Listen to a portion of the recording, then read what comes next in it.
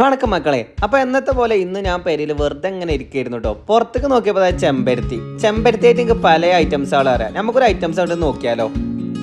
First ഒരു സ്റ്റോവിൽ നമ്മൾ വെള്ളം വെക്കുക കേട്ടോ. നമ്മൾ പാകത്തിനനുസരിച്ച് നമ്മളെ വെള്ളം വെക്കുക. അത് ഇങ്ങനെ ചൂടാവുന്ന ടൈമായിട്ട് നമുക്ക് കുറേ പരിപാടികളുണ്ട്. ഫസ്റ്റ് തന്നെ നമ്മൾ ചെമ്പരത്തി നല്ലോണം ഒന്ന് വാഷ് ചെയ്യാം.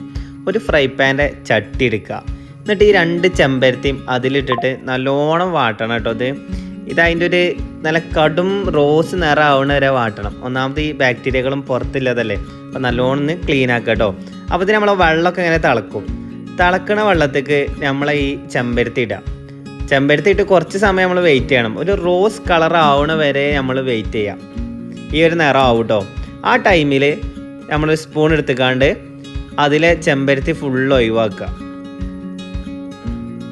ഒഴിവാക്കിയ നിറത്തേക്ക് നമ്മൾ 3 ഏലക്കായും 2 കറാമ്പൂ ഇടുക.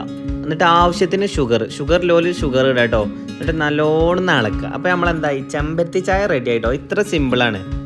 നിങ്ങളെല്ലാവരും വീട്ടിൽ മസ്റ്റ് ആയി ട്രൈ ചെയ്തോ കേട്ടോ. എന്നിട്ട് വിരുന്നാർക്ക് വെച്ച ഗ്ലാസ് ഉണ്ടാവും നമ്മളെ വീട്ടിൽ. അത് തൽക്കാലത്തിനായിട്ട് പൊക്കുക. എന്നിട്ട് ഇങ്ങോട്ട് ഒഴിക്കുക, കുടിക്കുക.